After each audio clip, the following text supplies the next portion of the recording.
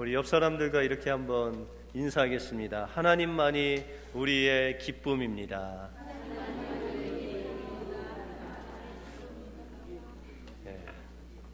기쁨이 어디에 있다고요?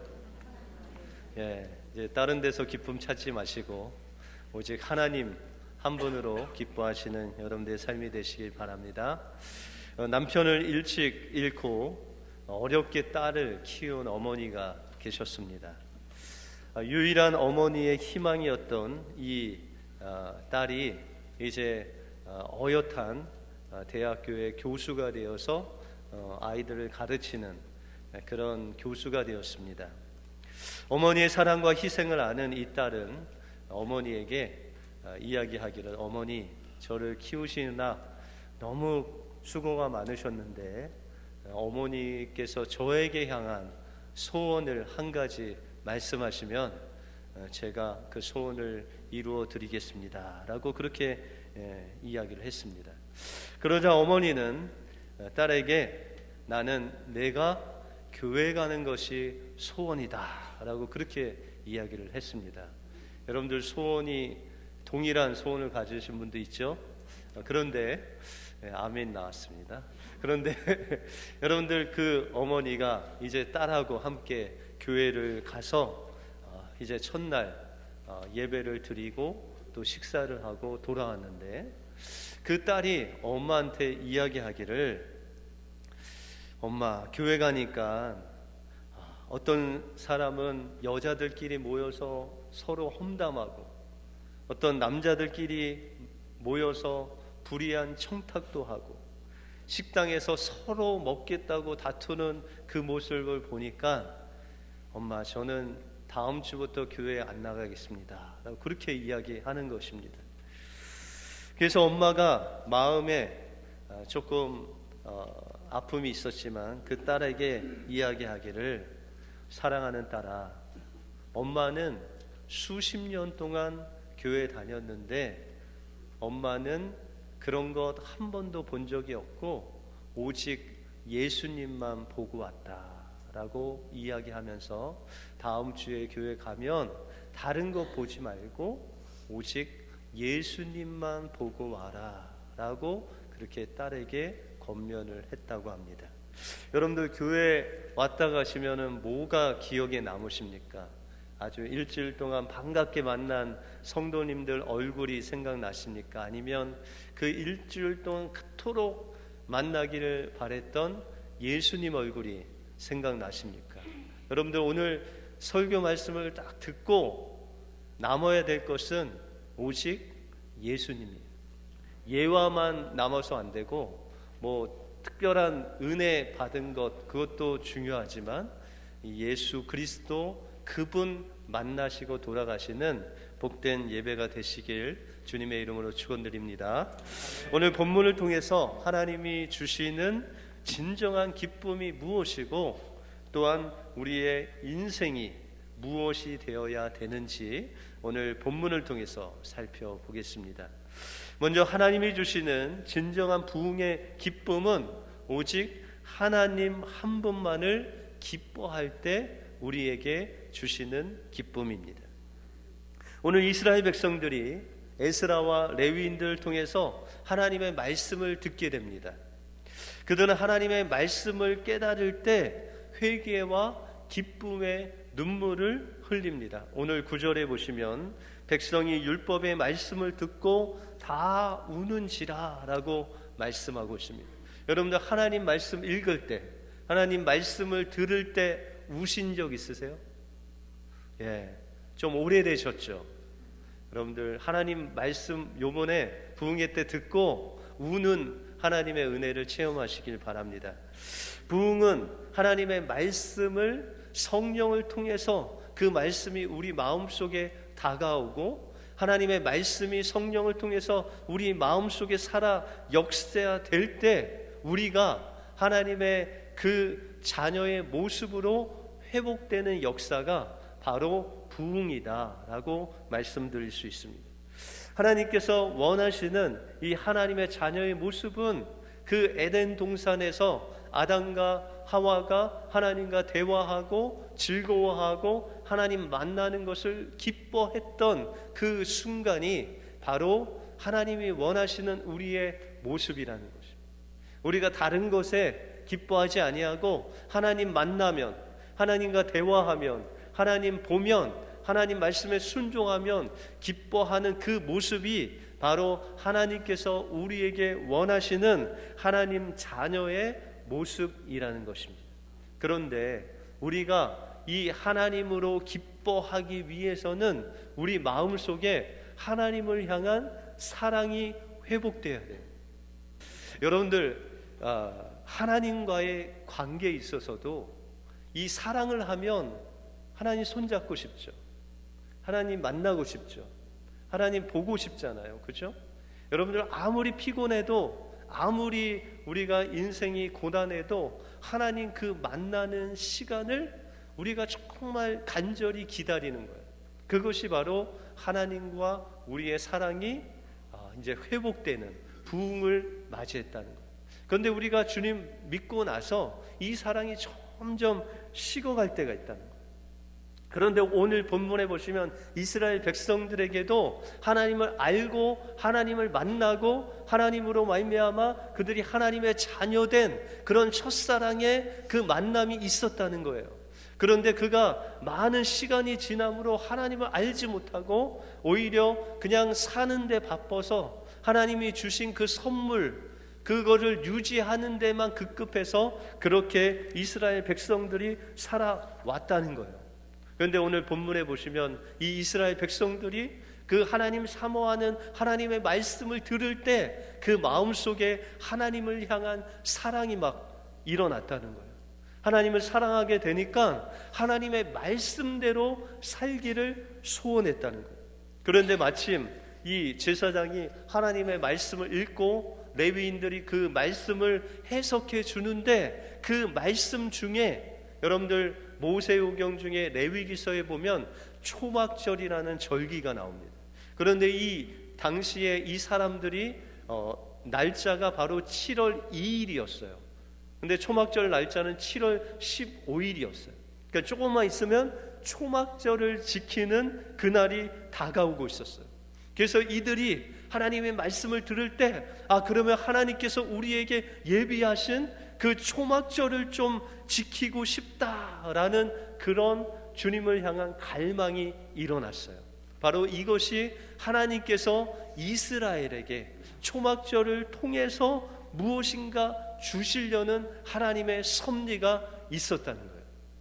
여러분들 스가랴서 14장을 보시면 하나님께서 이 이스라엘 백성들에게 또한 이스라엘을 떠났다 돌아온 그 사람들에게 이 초막절에 대해서 말씀하시는 말씀이 나옵니다.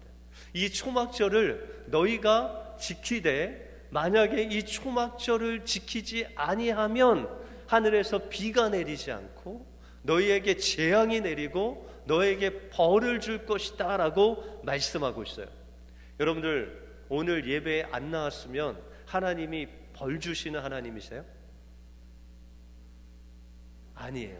하나님 그런 분이 아니에요. 여러분들 절기가 구약에 유월절도 있고 초막절도 있고 오순절도 있고 여러 가지 절기가 있었어요. 근데 그 절기를 안 지키면 내가 벌을 내리시겠다 하는 그런 하나님 말씀이 어디에도 나와 있지 않아요. 그런데 유일하게 이 초막절을 너희가 지키지 아니하면 내가 비를 내리지 아니하고 재앙을 내리고 벌을 내리겠다라고 말씀하고 있어요. 그러면 역으로 우리가 하나님께서 이 초막절을 지키는 자에게는 하나님께서 예비하신 은혜의 단비를 쏟아 부어주시겠다는 거예요. 이 초막절을 지으면 재앙이 아닌 하나님의 복을 너희에게 주겠다는 거예요. 그러므로 이 초막절을 통해서 하나님께서 이 이스라엘 백성들에게 얼마나 많은 그 복을 예비하셨는지를 오늘 말씀하고자 하는 것입니다. 그러면 하나님이 그토록 원하시는 이 초막절의 의미는 무엇일까요? 바로 이 초막절의 의미는 오직 하나님만이 나의 인생의 목적입니다 라는 것을 고백하는 절기가 바로 초막절입니다.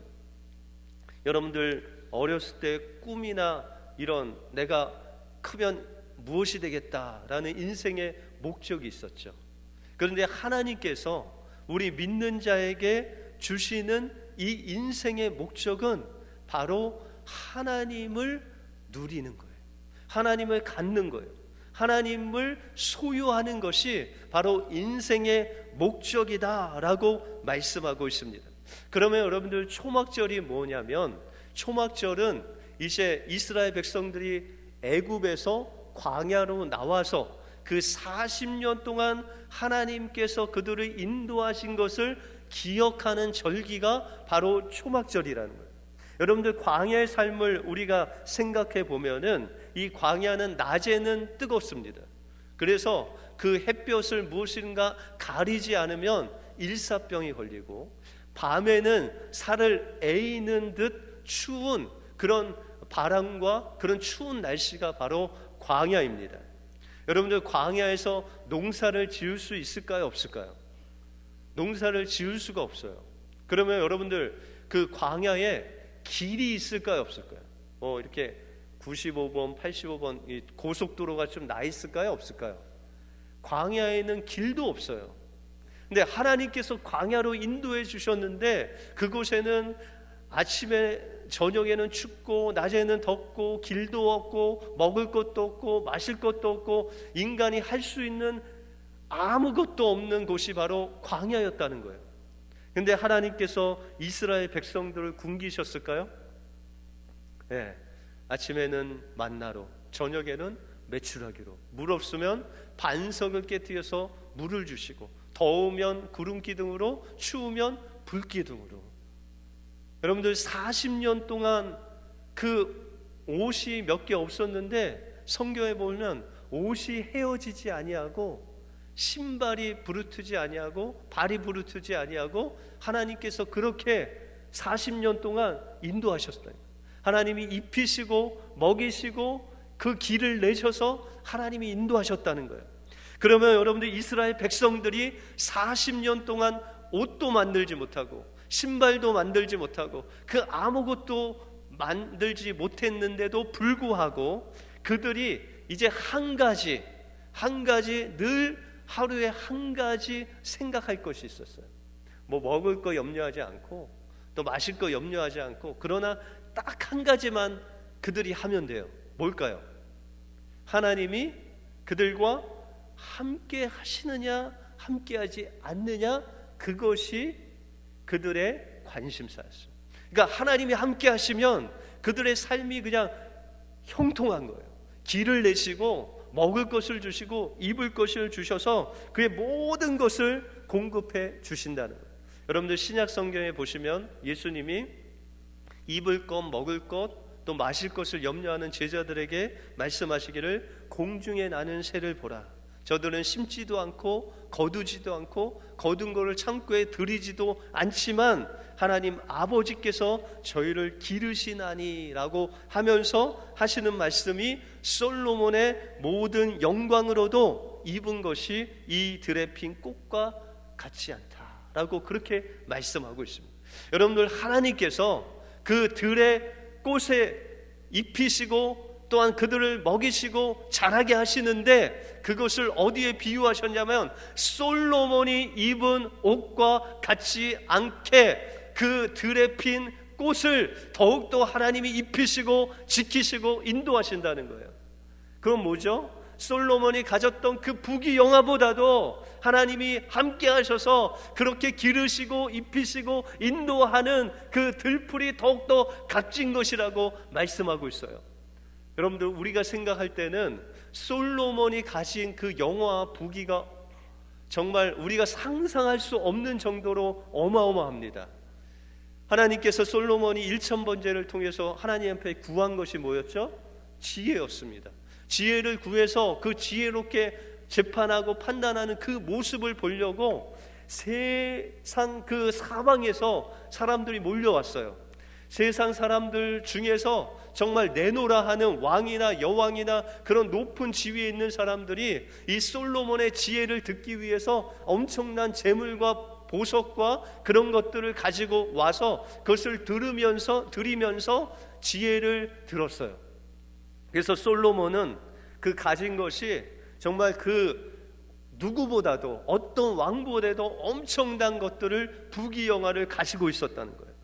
그런데 여러분들 솔로몬이 말년에 보시면 그가 무엇을 했냐면 그의 아내가 수백 명이었는데 그 아내들이 섬기는 우상을 섬겼다라고 말씀하고 있어요. 여러분들 솔로몬 가진 그 부귀영화와 그 휘황찬란한 그것보다 하나님께서 솔로몬과 함께만 계셨으면, 솔로몬이 가난하고 그가 정말 아무것도 가지고 있지 않았어도 그가 하나님만 함께 계셨더라면 들에 핀 백합화보다는 훨씬 더 뛰어난 또 아름다운 존재가 되었을 것이라고 말씀하고 있다는 것입니다. 여러분들 초막절을 통해서 우리에게 주님께서 말씀하시고자 하는 것은 하나님께서 여러분들에게 주신 그 선물, 여러분들의 가정, 자녀, 물질, 이런 모든 것들을 가져도 하나님 없으면 들에 핀 백합보다도 못한 존재로 전락할 수밖에 없다고 우리에게 말씀하고 있다는 것입니다. 다시 말해서 우리는 하나님 한 분으로만 기뻐하고 한 분으로만 만족하고 그 분으로 인해서 우리의 인생의 목적을 그분에게 두고 살라고 말씀하고 있다는 것입니다. 그분만 있으면 우리의 인생은 다른 사람들과 비교할 수 없을 정도로 존귀한 인생이 된다고 말씀하고 있다는 것입니다. 그런데 이스라엘 백성들이 이제 가나안 땅에 들어갔어요. 근데 가나안 땅에 들어가기 전에 이 40년 동안 오직 하나님만 바라보라는 그 훈련을 40년 동안 하나님께서 시키신 이유가 바로 그 가나안 땅에 들어가면 그 가나안 족속들이 있고 가나안 족속들이 사는 그 모습으로 살지 말라는 거예요. 여러분들 가나안 족속들을 하나님이 이스라엘 백성들 명해서 다 어떻게 하라고 그랬죠? 죽이라고 그랬어요. 한 사람도 남김없이 다 죽이라고 그랬어요. 그 이유가 뭐냐면 가나안 사람들의 인생의 목적은요, 풍요롭게 사는 거였어요. 비가 많이 내려서 농사를 잘 짓는 거였어요. 그 자녀들이 많아서 다산하고 풍요로운 삶을 사는 것이 그의 인생의 목적이었어요. 그래서 그들은 비만 오면 되고 잘 살면 되며 또한 자녀들로 풍성하게 그냥 풍요롭게만 살면 됐어요. 그래서 그들이 구한 것이 뭐냐면 그 가나안 땅에는 물을 강에서 이렇게 끌어서 오는 것이 힘들었어요. 왜냐하면 그 지대가 아주 높았기 때문에 물을 이렇게 끌어서 하는 관계 시설을 절대로 만들 수가 없었습니다. 그 당시에는. 그래서 그들이 이 농사를 짓기 위해서 바라본 것은 하늘밖에 없었어요. 그 비밖에 없었어요. 그냥 비가 내려야 농사가 잘 되고 비 안 내리면 농사 안 되는 거예요. 그래서 그들은 비 내리는 신인 바알신을 섬기기 시작했어요. 그리고 그에게 아주 농사를 잘 풍요롭게 하고 자녀들을 주는 풍요롭게 하는 신인 아세라 여신을 섬기게 되었어요. 이 가나안 족속들의 삶의 목적은 하늘에서 비 내리고 또한 아세라 신을 통해서 풍요롭게 다산하는 것이 그의 인생이 목적이었다는 거예요. 그러면 이 가나안 땅에 들어가는 이스라엘 백성들이 이제 하나님께 훈련받은 그 훈련으로 어떻게 가나안 땅에서 살아야 될까요? 여러분들, 아브라함이 가나안 땅에 하나님께서 인도하여 주셔서 가나안 땅에 갔죠. 그런데 그 가나안 땅에 젖과 꿀이 막 흘러서 그 보기에도 그냥 풍성한 열매들이 있었을까요? 아니면 없었을까요? 없었어요. 오히려 기근이 있었어요. 왜 하나님이 이 아브라함을 그 멀 이영 만리에서 거기까지 인도하셨는데 그 젖과 꿀이 흐르는 가나안 땅에 왜 먹을 것이 없이 그냥 기근으로 그 먹을 것을 다 날려버렸을 걸까요? 그거는 하나님께서 아브라함을 사랑하셔서 이 아브라함이 그 가나안 족속과 같이 눈에 보이는 먹을 것 또한 내리는 비와 그것만을 구하지 않고 오직 하나님께서 가나안 땅에 인도하신 그 하나님만을 바라보기 위해서 하나님이 아브라함에게 기근을 허락하셨다는 거예요. 여러분들, 우리 믿음의 삶 속에서 때로는 이 기근을 만날 때가 있잖아요. 어려움을 만날 때가 있잖아요. 세상 사람들이 만나지 않는 그 기근이 우리 믿는 사람에게 몰려올 때가 있잖아요. 왜요? 하나님만 바라보라는 거예요.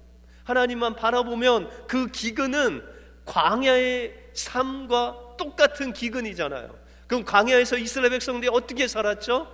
하나님만 바라봤잖아요. 하나님이 구름기둥 보내주셨잖아요. 불기둥 보내주셨잖아요. 만나 보내주셨잖아요. 메추라기 주셨잖아요. 반석에서 물 주셨잖아요. 그 하나님만 바라보면 여러분들 기근 가운데서도 하나님께서 물을 터뜨려 주시고 또한 만나를 주시고 여러분들이 고민하는 그 모든 것들을 그 하나님으로부터 온다는 것을 기억하라고 말씀하고 있다는 것입니다.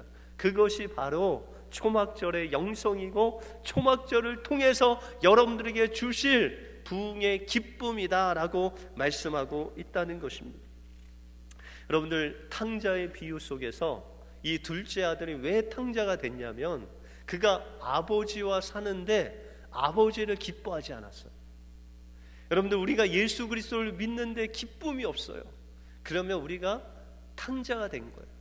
여러분들, 그 탕자는 아버지와 함께 있어도 기쁘지 않고 오직 그의 관심은 어디 있었어요? 아버지의 재산에 있었어요. 근데 그 재산을 다 가지고 다 탕진한 다음에 누가 생각났어요? 아버지가 생각났어요. 아버지와 함께만 있으면은 나는 기쁘겠다. 그래서 그가 아버지께 돌아갈 때 누구로 돌아갔어요? 아들로 돌아갔어요? 품꾼의 하나로 돌아갔어요? 그는 아들로 돌아가지 않고 그냥 내가 품꾼이라도 아버지와 함께 있으면 좋겠다 하고 돌아간 거예요. 그것이 하나님께서 주시는 기쁨이라는 거예요. 그런데 그 집에 탕자가 또 한 명 있었어요. 그게 누굴까요? 맏아들이었어요. 그 맏아들은 그 아버지와 살고 그 재산을 가지고 떠나지도 않았어요. 그런데 그 맏아들은 아버지와 함께 일하고 아버지 말씀에 순종하고 아버지 양들을 잘 기름에도 불구하고 그 마음속에 기쁨이 없었어요. 그래서 그 둘째 아들이 돌아왔을 때 그 맏아들이 막 원망하며 불평하면서 이야기하기를, 아버지, 제가 여러 해 동안 아버지의 말씀을 섬기고 순종하고 양들을 치고 했어도 내 친구들을 위해서 염소 새끼 한 마리 주지 않더니 어떻게 저렇게 허랑방탕하게 돈을 다 날린 저 애에게 송아지를 잡아 잔치를 벌이고 있습니까? 라고 원망하고 있어요. 그러면 이 맏아들의 마음은 아버지를 기뻐했을까요? 기뻐하지 않았을까요? 그의 모든 삶 속에 하나님을 기뻐하지 않았다는 거예요. 그러므로 그 맏아들이 진정한 탕자였다는 거예요. 여러분들, 우리의 삶 속에서 사업이 조금 안 되거나 아니면 우리에게 어려운 일이 있을 때 여러분들 하나님으로 기뻐하세요? 안 하세요? 우리가 좋은 일이 있으면 하나님으로 기뻐하고, 그죠? 슬픈 일이 있으면 우리가 하나님을 기뻐하지 않잖아요. 그런데 하나님께서 원하시는 우리의 인생의 목적은 바로 어느 상황 속에서도 하나님을 기뻐하는 것이, 그것이 하나님이 여러분들 향한 하나님의 뜻이라는 거예요. 그래서 여러분들, 욥이 사단의 그 시험을 통해서 모든 것을 다 잃잖아. 여러분들, 자녀를 다 하루아침에 잃고 재산을 하루아침에 잃고 아내가 저주하며 떠났는데 욥이 고백하기를 어떻게 고백하냐면, 주신 이도 여호와시요 취하신 분도 여호와시니 내가 여호와를 찬송하리로다 라고 고백하고 있어요. 여러분들, 어떻게 욥이 그럴 수 있는 신앙을 가질 수 있었냐는 거죠. 그는 매일 삶 속에서 여호와로만 기뻐했어요. 그러니까 물질이 있던 없던, 그 자녀가 잘 되던 안 되던 그는 하나님 한 분으로 만족하며 살았다는 것입니다. 여러분들이 잘 아시는 하박국 선지자가 바벨론이 그 이스라엘을 점령해서 정말 어려운 상황 속에서 하나님을 원망했어요. 그런데 하나님을 만나고 하나님의 말씀을 들으니까 그의 초막절의 영성이 살아나기 시작했어요.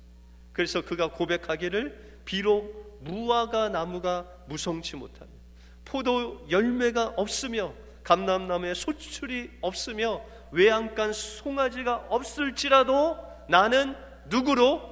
여호와로 인하여 즐거워하며 나의 구원의 하나님으로 기뻐하리로다 라고 고백하면서 주 여호와는 나의 힘이시요 나의 발을 사슴과 같게 하사 나로 높은 곳에 다니게 하실 것이라고 고백하고 있습니다. 여러분들, 우리의 삶 속에서 희노애락이 있을 수 있습니다. 우리 삶 속에서 기근이 올 수 있습니다. 그럼에도 불구하고 우리가 날마다 기뻐할 수 있는 것은 여러분들 구원하신 이가 하나님이시라는 것입니다. 여러분들 부르신 이도 하나님이시고 세상에 보내신 이도 하나님이시고 여러분들의 가정을 주신 분도 하나님이시고 자녀를 주신 분도 하나님이세요.